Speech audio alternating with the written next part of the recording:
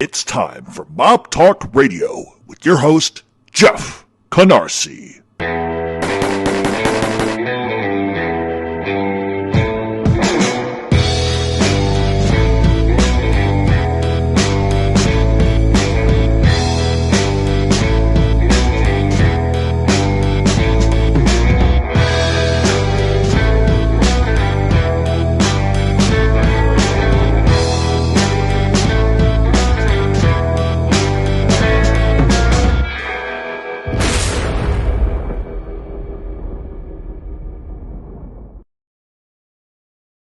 Talk Radio. In case you're just picking us up, I'm shutting us down. We are not going to do the Q&A today. We are going to fast forward that to a week from this Wednesday. Also look for the big t-shirt announcement this week. So what we're going to do now is we are going to do the Colombo crime family history part 2. One of the things I want everybody to understand is it is impossible to cover every single motherfucker in the world. It just is. So last week we talked about Joe Profaci and how he became boss and how he began his ascent into one of the more wealthier bosses in New York City through legitimate enterprises. What many people may not know is that his olive oil import company, Import-Export, yes, was a front for narcotics, but it was called Mamma Mia Imports. And believe it or not, it's still around today and is now called Cola Vita. And Cola Vita is a multi-billion-dollar business now. So the company that Profaci started so long ago is still around, and like I said, is a billion-dollar company. And we often talk about older bosses who were smart enough in business to set their families up for life. And this is probably one of the best examples that I could put forth to all of you about how Joe Profaci in many ways thought about long term, at least in terms of his family and his generations. But perhaps he had short term thinking in terms of the streets and the mafia. At any rate, 1957 was a pretty fucked up year for Joe Profaci and for the mafia in general. While we're going to focus on sort of direct events here, there's a lot that went on in 1957. And so what I wanted to do is just mention a couple of things that went on in 1957 before we get down to the events that would directly affect the Profaci crime family and Joe Profaci himself. In March of 57, Dave Beck, who was a Teamsters Union president, was called before the U.S. Senate Select Committee on Improper Activities in Labor and Management, which was also called the McClellan Committee. They were accusing Beck of misappropriating union funds to disperse them for mob-controlled rackets and for mafia families. Robert Kennedy was responsible for those actions. As far as questioning, we all know that on March 11th, Frank Costello of that year gets released from federal custody as a prior case that he had was given the once-over treatment. On May 2nd, Costello gets shot and survives in a hostile takeover by Vito Genovese. The misplaced shot by Vincent the Chin Gigante forces Costello to step down as boss. On June 17th of that year, Frank Scalise, who was Albert Anastasia's underboss, ends up getting killed by Jimmy Scolante on orders of Anastasia for selling admission into the mafia for $50,000 and for fucking up a massive narcotics operation. The reality here is that Anastasia was allegedly selling memberships, and rather than face the music on that, he blamed Frank Scalise for that and then ended up ordering his death to cover his own tracks. The narcotics fuck up was bad, but not nearly as bad as Anastasia being found out for selling memberships. That would have gotten him killed too. July 25th, Johnny Dio is convicted of bribery and conspiracy, which involved labor racketeering in the garment district, and he ends up getting sentenced to 2 years in prison. On September 19th of that year, Joe Scalise gets clipped by Albert Scolante and is dismembered and dumped in a garbage hauling truck. October 12th through the 16th of that year, Joe Bonanno heads a meeting in Palermo about narcotics trafficking. At that meeting, he met with Sicilian mafia members, and for the first time in history, the Sicilian mafia in Italy installs its own commission and elects Salvatore Greco as its first boss of bosses, or the head of that commission. On October 25th of 1957, Albert Anastasia gets killed. November 10th, a pre-Apalachin meeting is held in Livingston, New Jersey to discuss turf and territory in the upcoming Apalachin meeting. On November 14th, we know that the Apalachin meeting takes place and all hell breaks loose. So 1957 was a real bad year for the mob. But we need to begin with the Apalachin meeting. And for those that are new to the show, we've talked about Apalachin so many times. I just don't want to give you a history lesson here, but let's touch on this just for a second so that people who don't know what that is or why that is so important or the events surrounding it. 1956 into 57 was a turbulent fucking shitstorm for the mob. There was a lot of pressing issues, but perhaps the big elephant in the room was Vito Genovese and Carlo Gambino. Vito Genovese, along with Carlo Gambino, had conspired to kill Frank Costello in an attempt at a hostile takeover of what was the Luciano crime family. And Vito Genovese needed a partner in that hit, somebody he could trust, and somebody who at the same time could offer them something in order for returning complicity in that crime. Gambino, who, at the time was an underboss, had his own designs of taking over what was at the time the Anastasia crime family. Genovese knew that if he killed Costello without permission, there would likely be a huge war, and that he was trying to align himself with someone that he felt was powerful enough to handle the shitstorm that would come.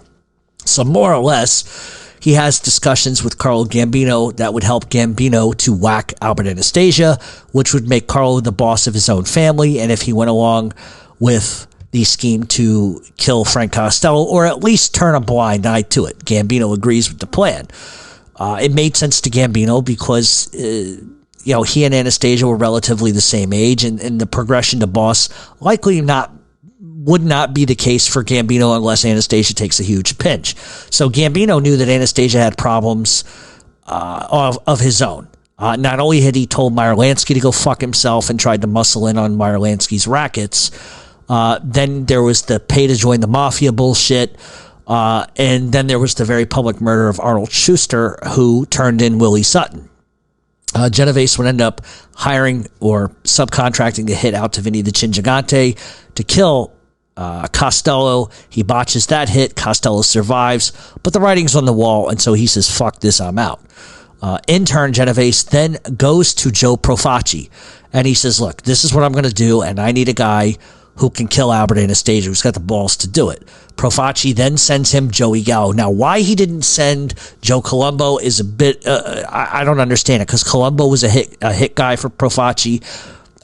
Probably was he more of a gangster than Gallo? Probably not. Gallo was a bit of a fucking nut and would do it. So Profaci sends him Joey Gallo, who at the time was a part of the Garfield crew. And Joey Gallo pretty much, along with Carmine Persico and his brother, entered the Sheraton Hotel, and they kill Anastasia, who was sitting in a barber's chair. So this meeting in upstate New York was the same exact location where the previous meeting had been held a couple of years before. Many disagreed with the location. A lot of people felt it was a bad idea, and so some people refused to attend. The meeting was called by Vito Genovese because he wanted to be recognized by other bosses of the mafia, and he wanted to be recognized as new boss of the Luciano crime family, which he wanted to rename the Genovese crime family. He also wanted Carlo Gambino to be recognized as boss as the Anastasia crime family, which would then be renamed as the Gambino crime family. Narcotics was also on the topic of this meeting. The problem is somebody dropped the dime and the cops ended up raiding the meeting. We've talked about that a lot on this show.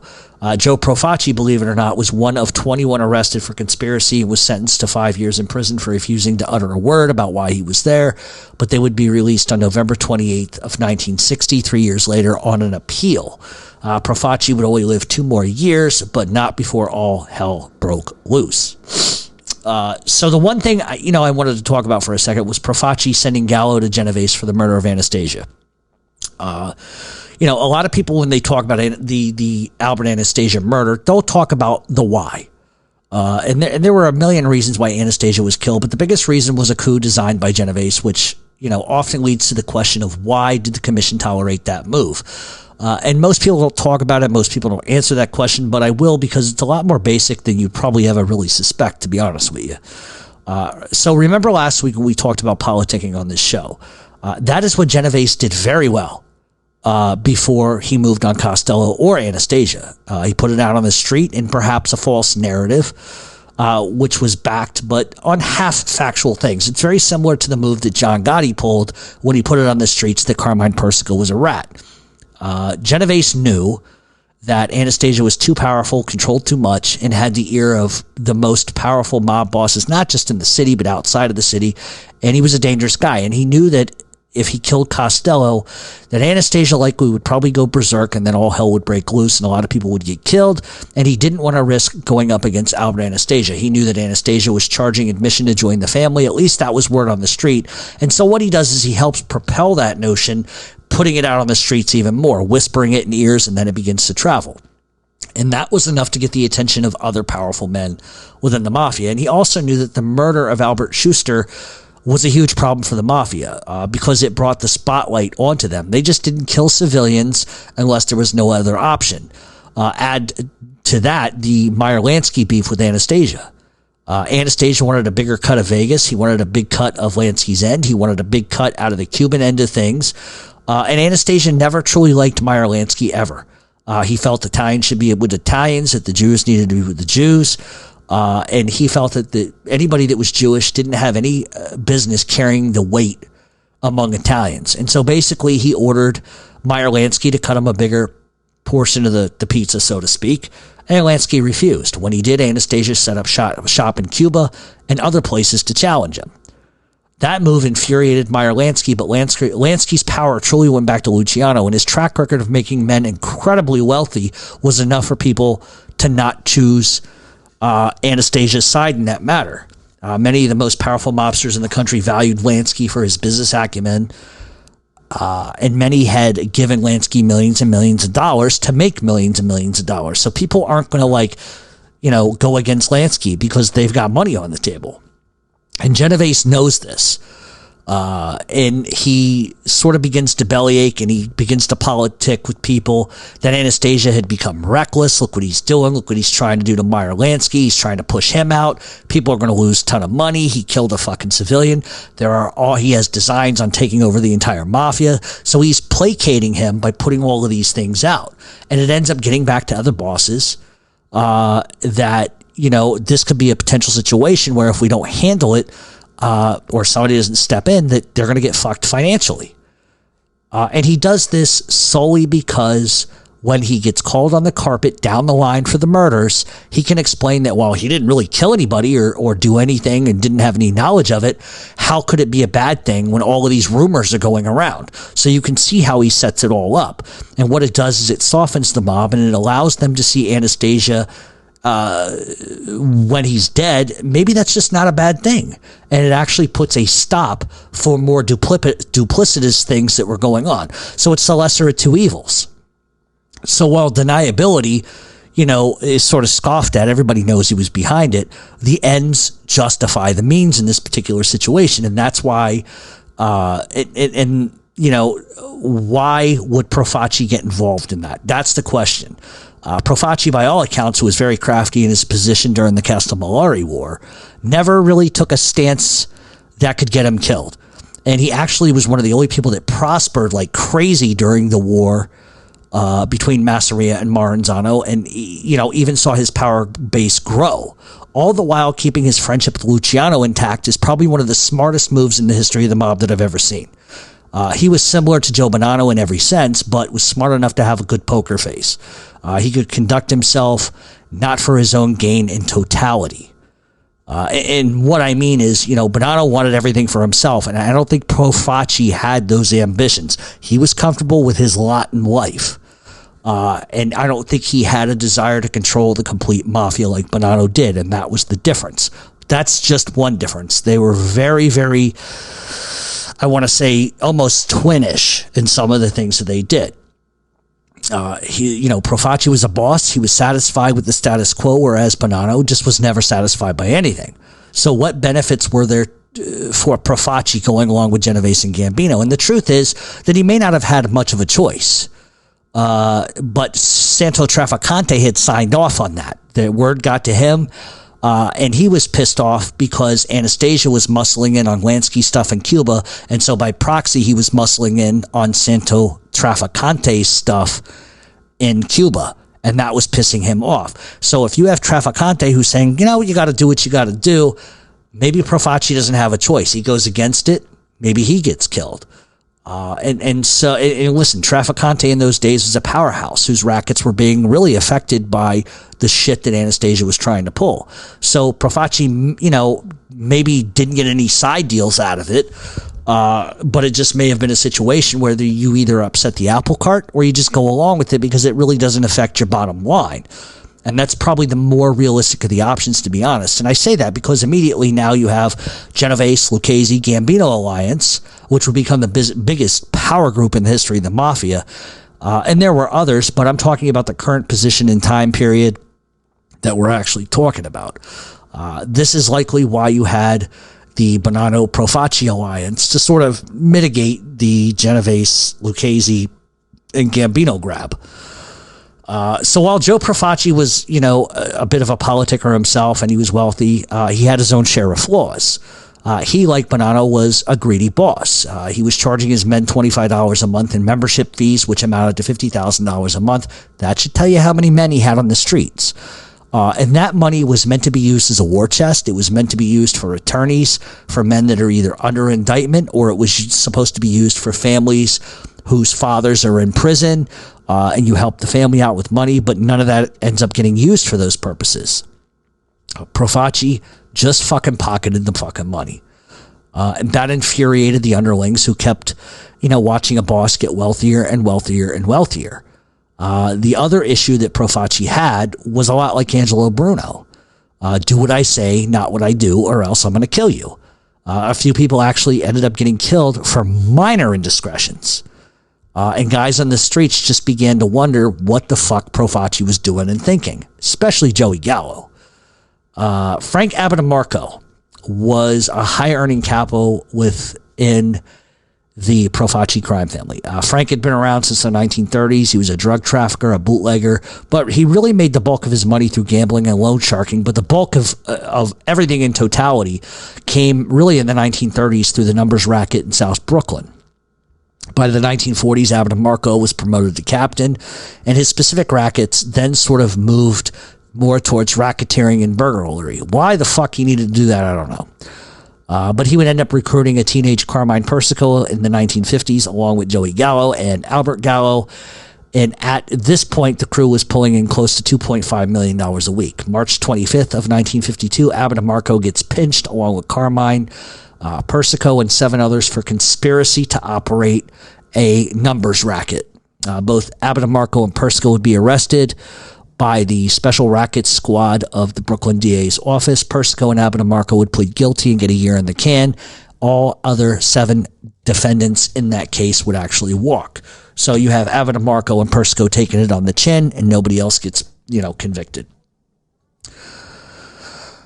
So as the 1950s begin, there would be some dissension within the ranks of the Profaci crime family. Much like Angelo Bruno, Profaci had his problems, and guys began to feel like Profaci was way too greedy for his own good.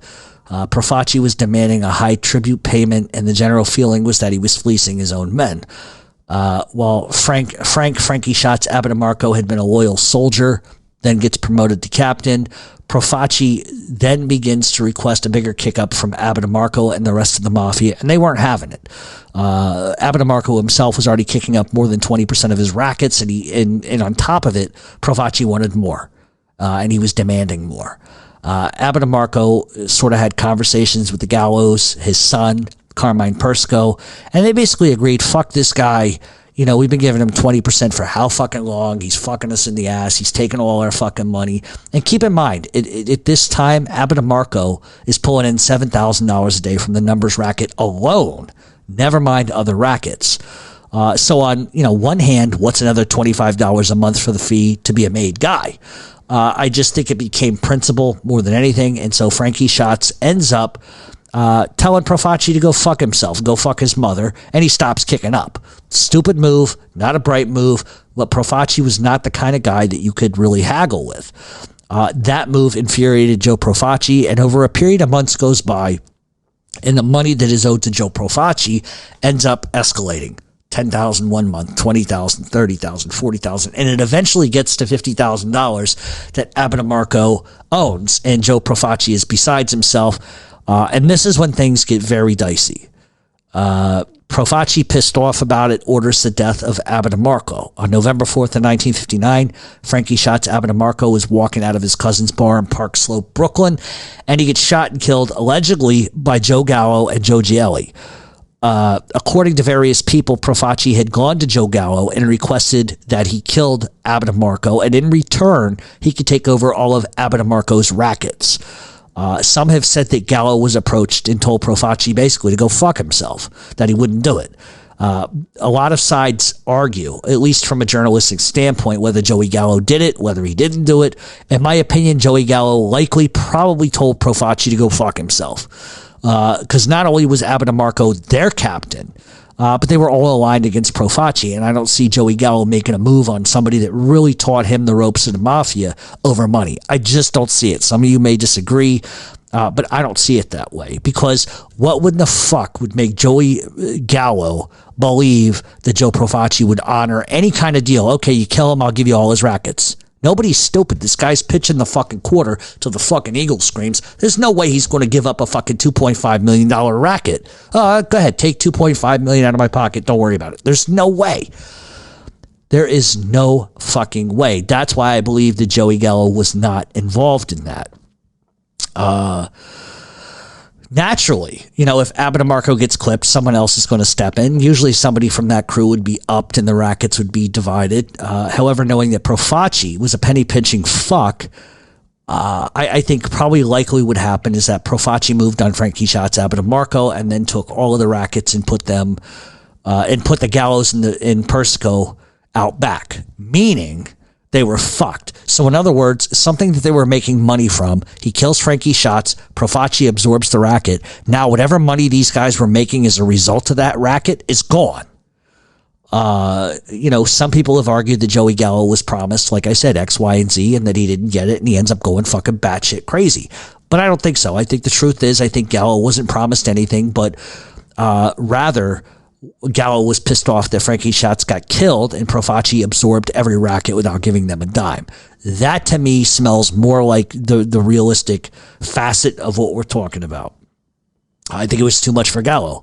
Was he upset that Abitamarco got killed? Yeah, probably, but I think he was probably more pissed off about the money issues.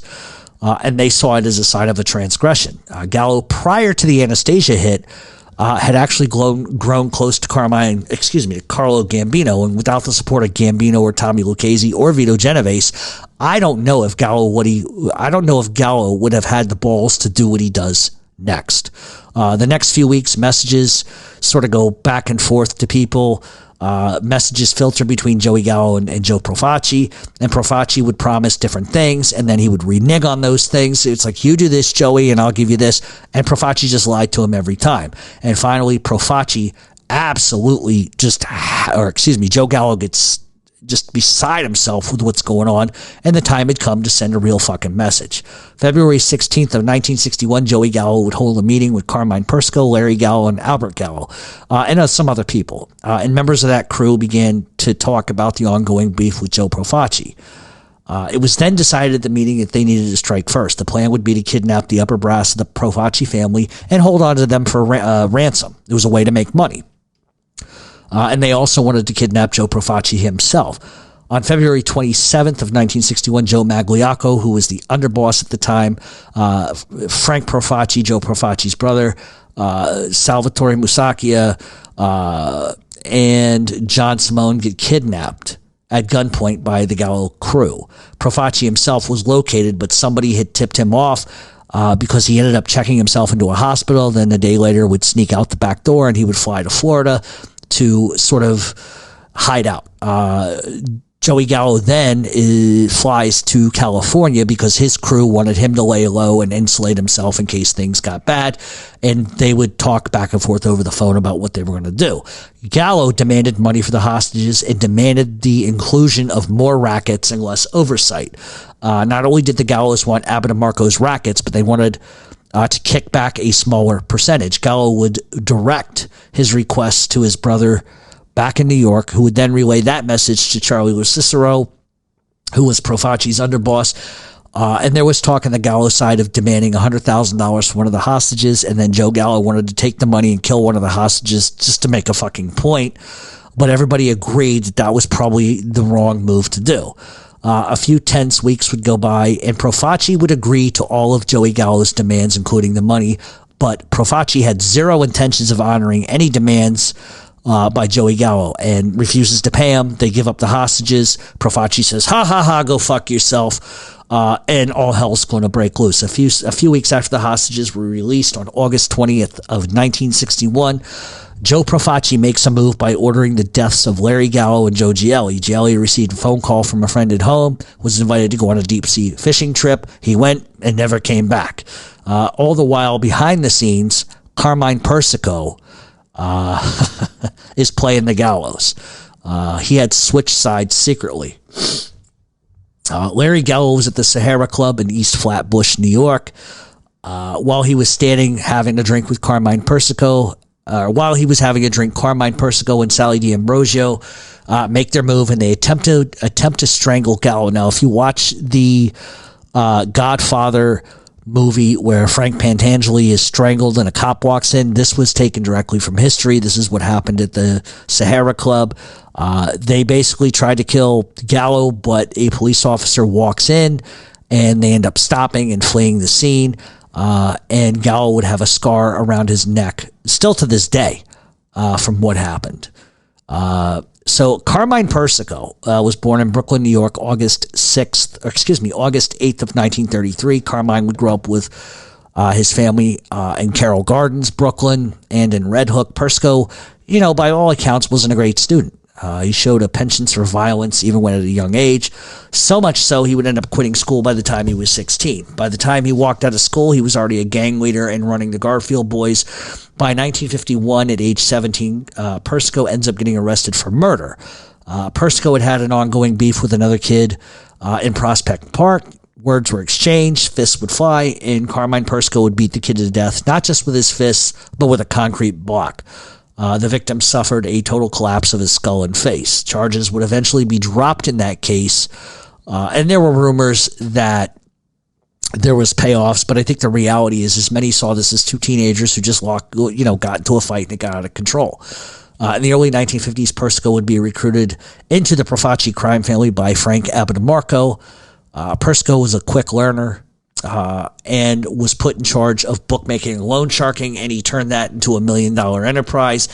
Then was put in charge of truck hijackings and burglaries. From 1950 to 1960, he would be arrested some 12 times for various crimes, but never spent more than a few days total in jail. Persico was then introduced to Joey Gallo, his brother Albert, and Larry, and a crew would be formed underneath the umbrella of Frankie Shots Abitamarco. So, with Persico switching sides and the hit on Joe Gielli and the attempted murder of Larry Gallo, all hell would break loose. Carmine Persico, for switching sides, was nicknamed the Snake. That's where he got it from.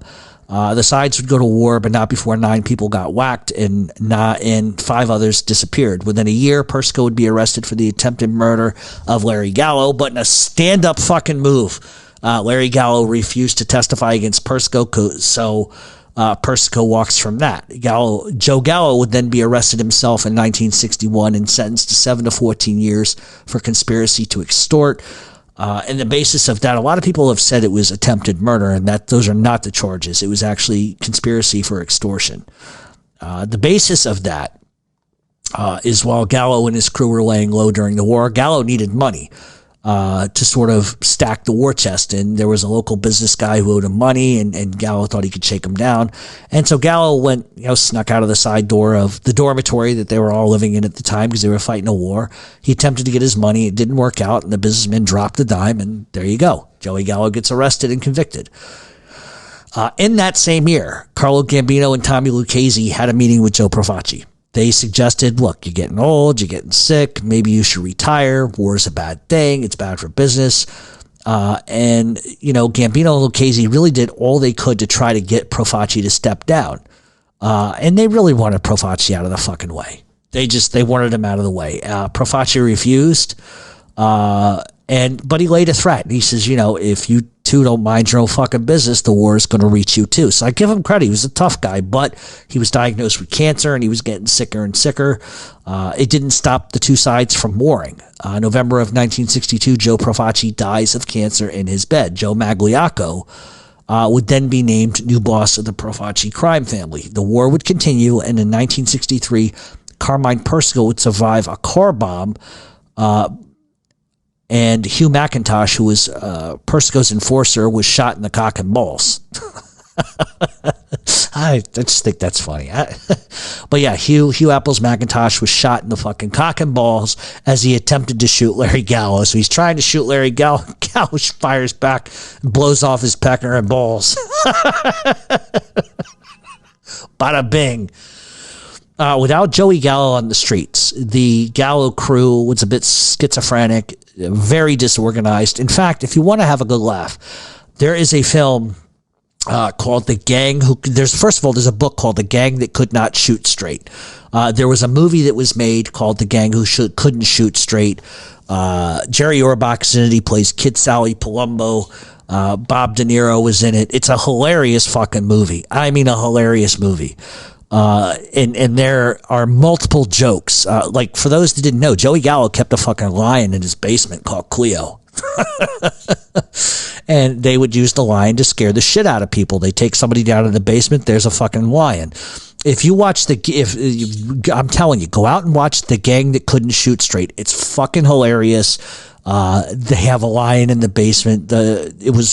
My father told me it was one of the funniest books he ever read, and I read it and found it hilarious, but the movie is great. So it's The Gang That Couldn't Shoot Straight, with Jerry Orbach, who was actually very close friends with Joe Gallo. You get everything and I get Ugats. That's just, oh God, the Sicilian mother in that movie. You watch her, you ass. She's like hiding knives and shit in the fucking sub sandwiches he's taking out the house to go fucking do his criminal acts. Oh my God, you watch your ass. Oh, it's so funny. So, Joey Gallo heads off to prison. But there would be more trouble brewing as Bonanno saw an opening with Magliocco to make a move on the mob bosses. A large part of the reasoning, too, was that Bonanno feared the power that the Lucchese's and Gambinos were sort of garnering, and he felt the time was right for a coup of sorts. May of 1963, the Gallo crew attempts to kill Carmine Persico again, shooting him several times. But Carmine Persico lives, and one of the legends was he had been shot beneath his neck and he spit the bullet out. So there you go. That's an interesting story. So 1963 was a chaotic year. The Colombo War was essentially sort of fizzling out. And Joe Bonanno wanted to move against Lucchese and Gambino, but he couldn't do it without Joe Magliocco. Prior to Bonanno going apeshit, Magliocco had requested to be acknowledged as boss of the Profaci crime family, and he wanted a seat on the commission. The commission said no. I don't know what the reasoning was, but it was no. But the denial pissed off Magliocco, and as part of the reason why I think that the commission denied it was because I don't think that they trusted Magliocco and they didn't like the friendship that he had with Joe Bonanno, because I think that they realized Joe Bonanno had designs. You know what I mean? In easier terms, it probably had more to do with just they didn't want Bonanno to have any pairing that could split the commission in a vote. So if you have Lucchese and Gambino voting one way and you have Profaci and Bonanno voting another, then that leaves the deciding vote to the Genovese crime family, and I don't think Carlo Gambino wanted that for any reason. So with Joe Magliocco upset and not being accepted in the commission, Bonanno went to Magliocco with a plan to take over the commission. They would kill Lucchese, Gambino, Magadino, and Frank Simone. The move would be designed to split up the factional battle lines because Magadino and Simone often sided with Gambino and Lucchese, and it's the one thing that they could do. It would leave Bonanno probably the most powerful mob boss if they were able to do it. Magadino, who was Joe Bonanno's cousin, they didn't get along. Bonanno had disdain for Magadino because Magadino never sided with Joe Bonanno, because he preferred to make decisions based on business and not family associations. So whatever was best for the mafia was best for the mafia, but Joe Bonanno wanted Stefano Magadino to kind of vote sort of towards family business. So the plan was to kill and take over. And Magliocco was promised that if he got involved, that Bonanno would take over the commission and that Joe Magliocco would be his number 2 on the commission. But in reality, I think that Bonanno probably would have just killed Magliocco in the end. I think he would have. Bonanno wanted to control everything and would use anyone or anything to get where he felt he needed to be. Magliocco would then summon a hitman from the Colombo crime family by the name of Joe Colombo. And he explained the idea, and he ordered him to kill Tommy Lucchese and Carlo Gambino. He was handed the contract, and I think Colombo realizes not only just the danger of what he's doing, but probably that all hell was going to break loose if those murders were done, and likely wondered if they could even be done anyway. Colombo, realizing that the move would likely get him killed regardless, along with 100 other people, instead sent word that he wanted to talk to Gambino and Tommy Lucchese. Colombo informed Carlo Gambino and Lucchese of the idea, the coup, and the hits that were going to take place. And at a meeting, Lucchese and Gambino agreed that between each other that Joe Magliocco wasn't powerful enough to do this all on his own, and that the ringleader of the coup was likely Joe Bonanno because Joe Bonanno had more to gain than Magliocco ever could.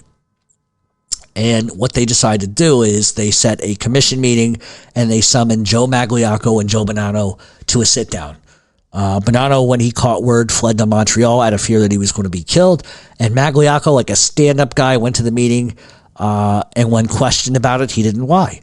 He told them the plot to overthrow the commission was in conspiracy with Joe Bonanno. The commission would then be, if they wanted to, they could have killed Magliocco and Joe Bonanno right then and there for the treachery, but because Magliocco came in like a man and admitted it, in combination, with the fact that he was in ill health, decided that Magliocco would get a pass, but he was going to be shelved from the mafia and fined $50,000 for his transgression. The commission then had a problem as to what to do with Joe Bonanno, but in the meantime, they needed to fulfill a vacancy on the commission and within the Profaci crime family. With Joe Colombo coming forward, they decided that Joe Colombo would be the new boss of the Profaci crime family, and they allowed him to rename the family from the Profaci crime family to the Colombo crime family. Colombo had essentially played his cards right. He ascends the throne, probably not in the way that he would have, but quickly Gambino and Tommy Lucchese and others realized that Colombo is going to be a lame duck boss, and they realized very quickly that he's going to be a thorn in their side. So when we come back next week, we're going to get into some real dirty shit because Joe Gallo is going to get out of prison and all hell's going to break loose. And I didn't want to go there today because I want to give you something to look forward to for next week. But we're going to talk about how Joe Colombo, how he got his start, how his sneaky tactics led him to the top, how Gambino and Lucchese played the gallows against Colombo in the end. Perhaps Gambino and Lucchese allowed Colombo to take over, not because they trusted him, well, because they thought that they could control him, they could bend him. So next week when we come back, Joey Gallo's getting out of prison, and he's not putting up with any bullshit. And he hasn't forgotten a goddamn thing about how he was treated.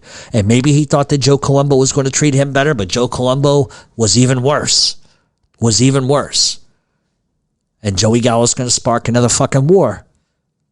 And Carlo Gambino and Tommy Lucchese are going to push Gallo into that war for a second time. So I wanted to thank everybody for listening in this week. Sorry about the rabbit trails and the long stories, but sometimes it's just the way it is. In the meantime, we will be back a week from, not this Wednesday, because some of you are going to go, you said Wednesday. A week from this Wednesday, we are going to do a 2-hour Q&A. Look for the Q&A post to go on Facebook probably Wednesday morning. Q&A and go. All the questions that were turned in this week, we're going to double back and make sure that we add that to the new Q&A that's going to be a week from this Wednesday. And then then that Friday, we will do probably part 3 and 4 of the Colombo crime family. So thank you for listening in. Thank you for indulging all my long-winded stories. I really appreciate it. We're going to get out of here for the day. I've been at this. It's almost 4 o'clock. I've been at this since like 10 o'clock this morning. With a bunch of fucking breaks and phone calls. So thanks for listening in. Any questions or concerns, you can reach the show at mobtalkradioshow@gmail.com or threats, because we get those too. But keep it dialed in. It's just going to get better and better and better, and I hope you're enjoying the Colombo crime family.